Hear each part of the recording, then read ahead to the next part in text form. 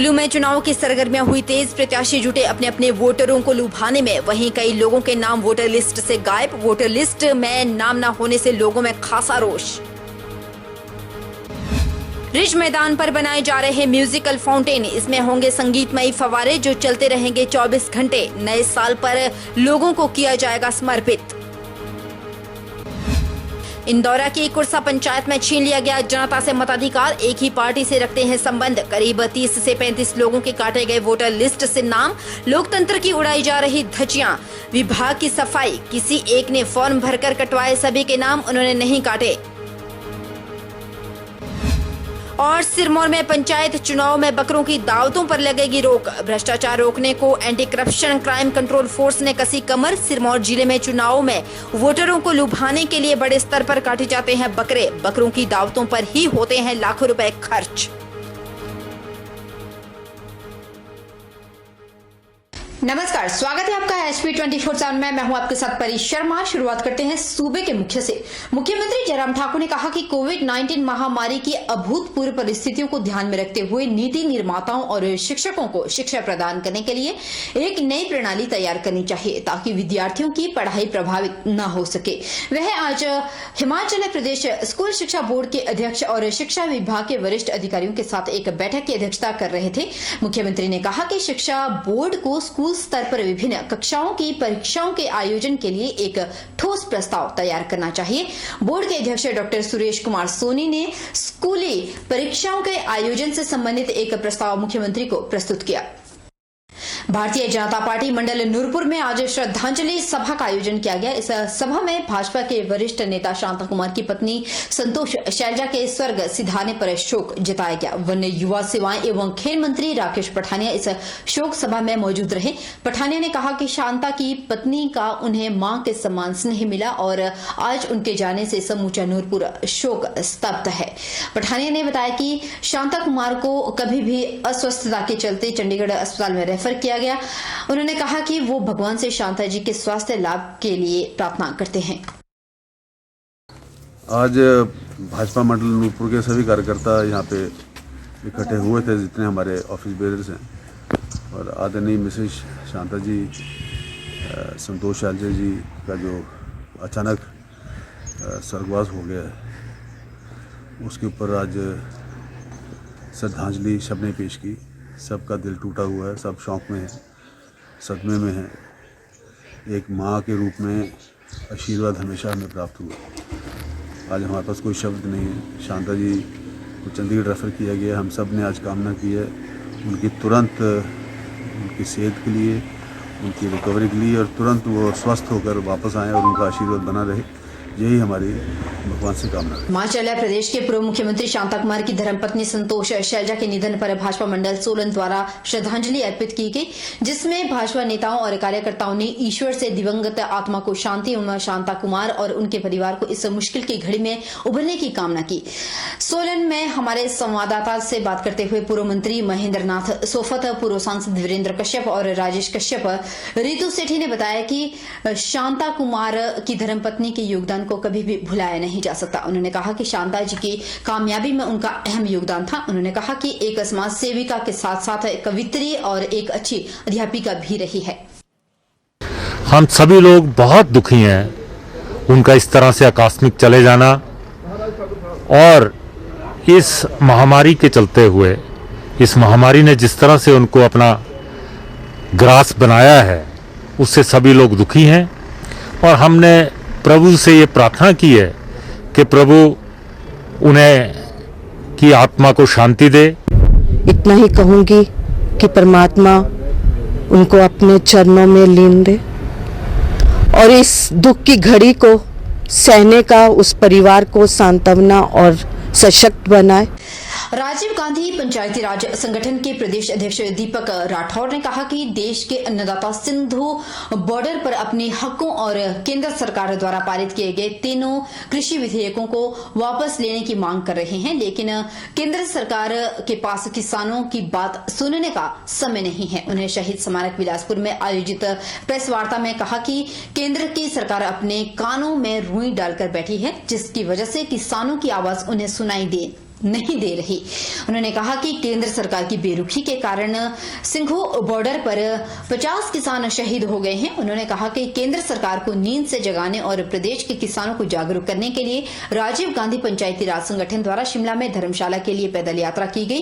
उन्होंने कहा कि केंद्र सरकार ने कोविड-19 महामारी के दौरान लगी पाबंदियों का लाभ उठाते हुए इन 3 काले कानूनों को पास करने अपने उद्योगपति मित्रों को लाभ पहुंचाने का प्रयास किया है। उन्होंने कहा कि कांग्रेस पार्टी किसानों के साथ खड़ी है। ऐसा समय है जब देश की सरकार दिल्ली में कानों में रुई डालकर बैठी है। 50 लोग हमारे शहीद हो गए हैं सिंघू बॉर्डर के आसपास, जितने भी दिल्ली को जो घेर कर बैठे हैं।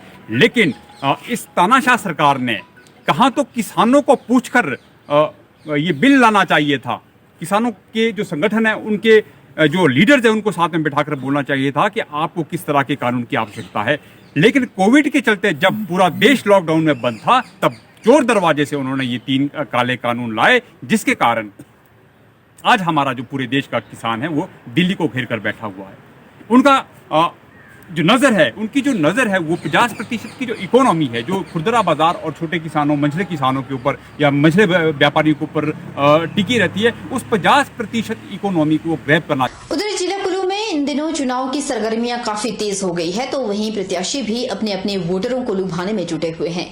वहीं जिला कुल्लू के कुछ पंचायतों में वोटरों के नाम वोटर लिस्ट में न होने के चलते प्रशासन के प्रति लोगों का भी खासा रोष है।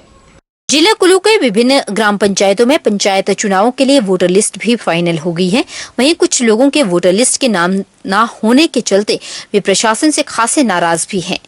जिला कुल्लू के मुख्यालय ढालपुर बीडीओ कार्यालय में मंगलवार को करीब 1 दर्जन लोग पहुंचे और वोटर लिस्ट में नाम न होने के चलते उन्होंने बीडीओ कुल्लू के समक्ष अपना रोष भी प्रकट किया। बीडीओ ऑफिस पहुंचे लोगों का कहना है कि पिछले विधानसभा चुनावों में उन्होंने अपने अपने पंचायतों से वोट दिए थे, लेकिन अब की बार उनका नाम ही लिस्ट से गायब है। तो वहीं कई वार्डों से लोगों के वोट दूसरे वार्ड में शिफ्ट कर दिए गए, जो बिल्कुल सही नहीं है। उन्होंने कहा कि वोटर लिस्ट का फाइनल करने से पहले पंचायत सचिवों और पंचायत चौकीदारों के द्वारा इस बात की सूचना सभी ग्रामीणों को दी जानी चाहिए थी, लेकिन उन्हें इस बात की कोई भी जानकारी नहीं मिली और अब प्रशासन भी उन्हें इस बारे में सही जानकारी उपलब्ध नहीं करवा पा रहा कि आखिर उसके नाम वोटर लिस्ट में दर्ज क्यों नहीं हो पाए। हमारा नाम जो है किसी और पंचायत में इन्होंने डाल दिया हुआ है, जो उस पंचायत के काट के। बात ऐसी है कि जो हम डीसी के पास भी गए, डीसी ने भी कोई सुनाई हमारी नहीं की, और जिला के उनके पास भी गए, उन्होंने भी कोई कार्रवाई नहीं की। जब डिस्ट्रिक्ट मालिक वीडियो है तो वीडियो की जिम्मेवारी है। जो बालवाड़ी टीचर और चौकीदार जो पंचायत का होता, वो किसी ने हमारे को आज तक नहीं बताया कि वोट बन रहे हैं, मतलब आप लोगों के वोट बन रहे हैं, इस करके उसने नहीं बताया। जबकि 2000 जो विधानसभा के चुनाव हुए थे उसमें भी मेरा वोटर आईडी में और वोट दे के आए हम। जब पंचायतों में देखा गया तो उसमें मेरा वोटर आईडी से नाम कट गया है, और ऐसे में मैं एक उम्मीदवार भी हूँ और उसमें से मेरा वोट लिस्ट से नाम ही कटा है। अब ये तो लोकतंत्र है यहाँ पर। अब अलग अलग हमारे जो वोटर आईडी हमारे बने हैं पहले से, अब हमें क्या पता कि अब दोबारा से बनाने की पंचायतों के लिए, और इसके लिए हम चुनाव आयोग से यही करते हैं कि इसमें कुछ अपना दखल दे और हमारे साथ इंसाफ किया जाए। बताते चले कि जिला प्रशासन के द्वारा 24 दिसंबर को सभी वोटर लिस्ट को फाइनल कर दिया गया था। ऐसे में कई लोगों के वोटर लिस्ट में नाम न होने के चलते प्रशासन की कार्य प्रणाली से भी खासे नाराज दिखे।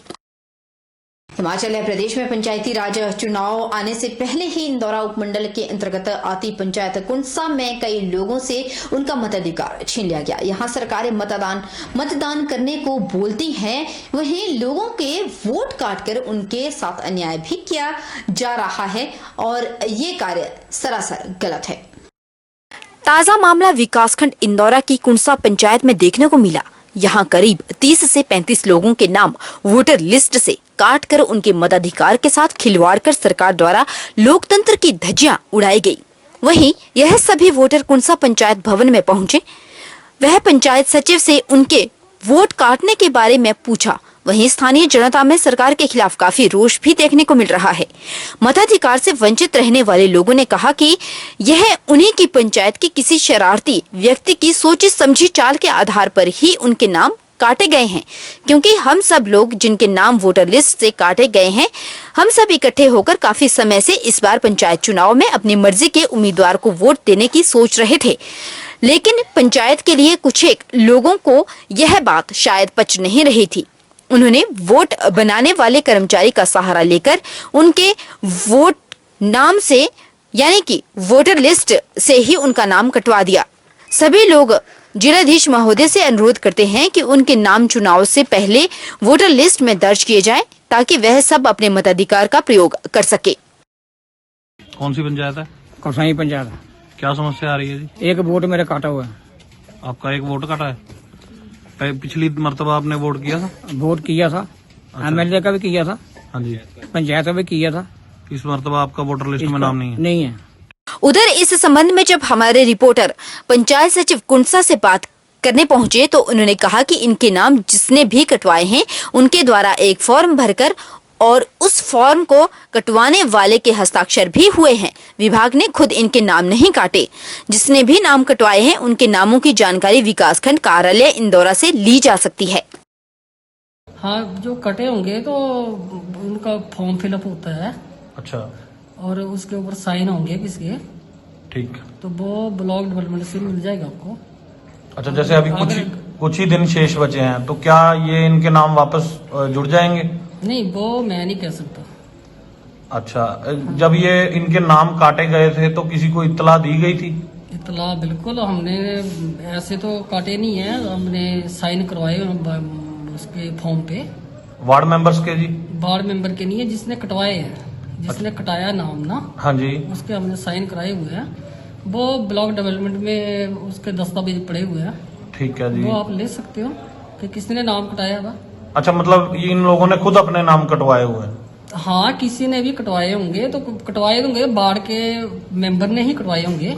ठीक है जी। हाँ जी, उसके दस्तावेज जो है ब्लॉक में पड़े हुए हैं। अब जैसे 12 तारीख को बताया जा रहा है कि यहाँ पे जिनके कटने थे या बनने थे उनको बुलाया गया था, तो उसकी इत्तला दी गई थी? हाँ बिल्कुल, उसकी इत्तला हमने चौकीदार के माध्यम से भी और वार्ड मेंबर के, पंचायत के जो वार्ड मेंबर हैं उनकी। पंचायत चुनाव में जिला परिषद के चुनाव के लिए मंडी जिला कांग्रेस कमेटी ने 18 प्रत्याशियों के नामों का ऐलान कर दिया है, जबकि शेष बचे 18 प्रत्याशियों के नामों का जल्द ही ऐलान किया जाएगा।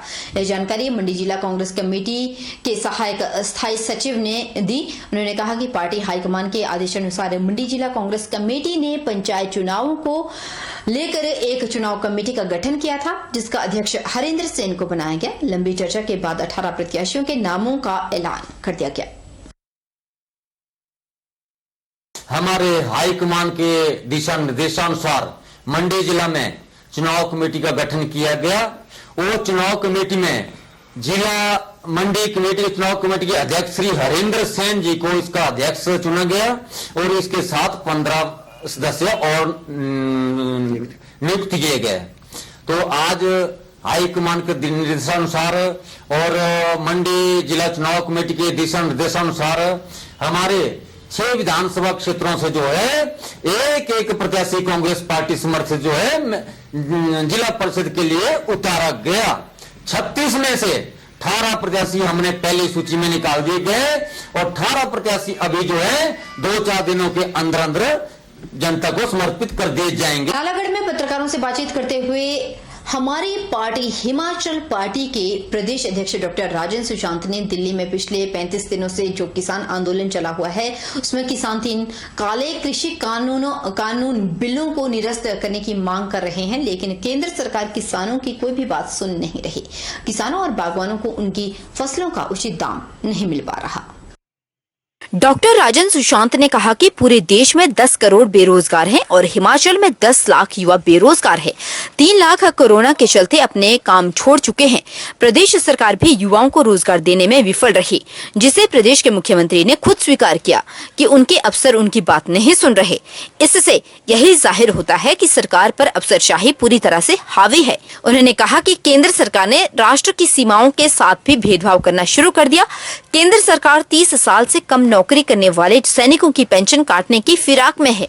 सभी राज्यों को इस तरह का प्रस्ताव भेजा गया है। सरकार ने 2003 के बाद पेंशन बंद कर दी, जबकि सांसद व विधायकों को पेंशन दी जा रही है। उनका कहना है कि हिमाचल सरकार प्रदेश के 1 लाख लोगों को पेंशन देने में नाकाम है।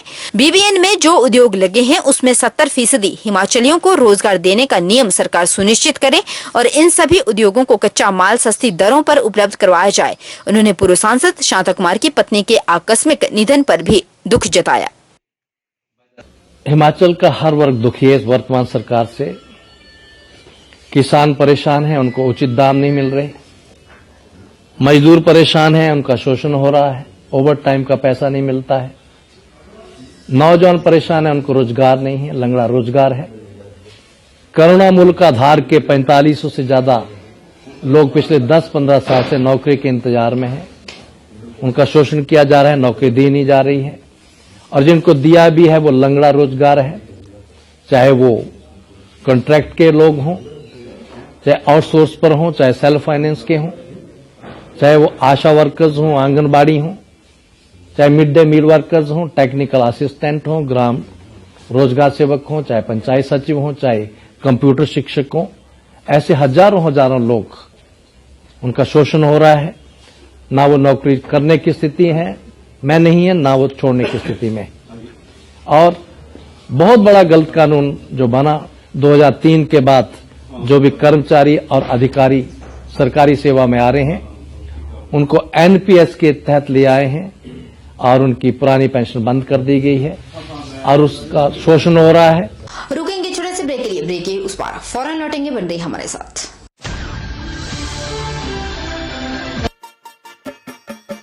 छोटे, आज का मैच तेरी बैटिंग का असली टेस्ट है। Test sir, test drive. Test बहन जी बल्ब टेस्ट तो कर लो।